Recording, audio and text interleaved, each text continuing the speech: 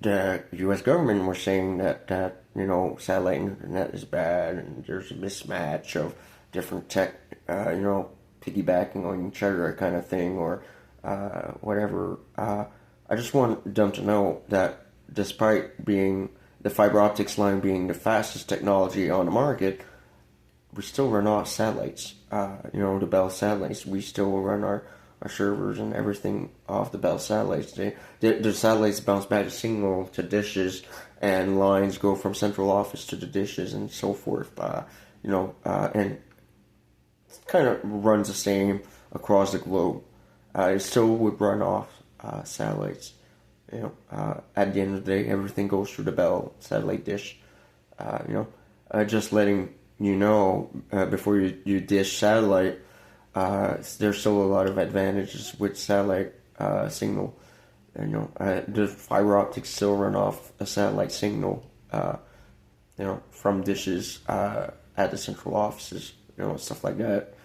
So I'm just letting the internet and phone and TV still would go through satellites, even though they're running on fiber optics networks or fiber optic lines. They still go through the Bell dishes. Uh,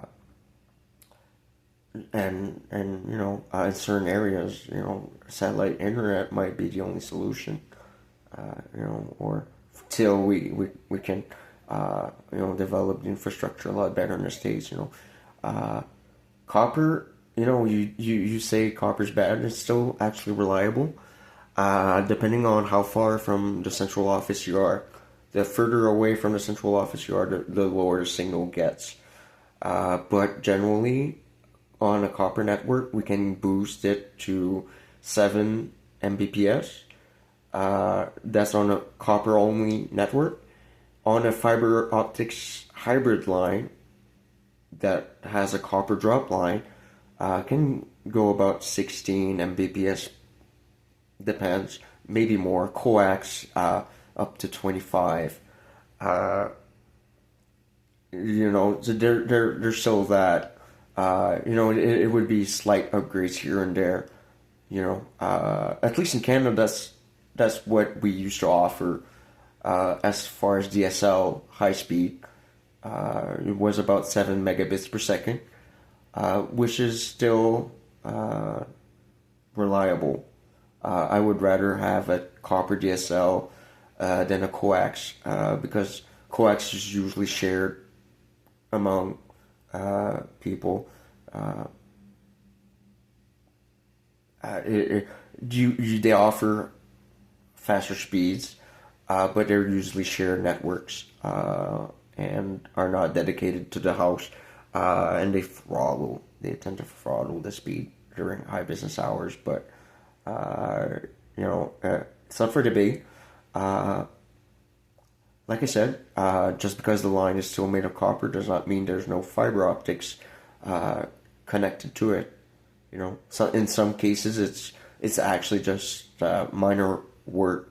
Switching the drop line to a fiber optics cable, install the optical networking terminal, and connect it to the demarcation box, switch your receivers to fiber optics receivers, and bingo, that's done. Your modem too possibly needs a swap to handle the faster internet speeds. You may need a new modem, but cost per prem to install fiber op could be about 4,000 per prem for the company to install fiber optics to the home. Just to give you an idea, a rough estimate of your future investments in the States, if you want to upgrade to fiber optics, it depends on the area. It really depends on the area. High market areas where there's a lot of people, most likely will have a fiber to the node connection with speeds possibly up to 16. We could output up to 16 and would be close to a central office regardless, because most likely there's a central office in the town or in the city. Most likely, not always the case, but it really depends.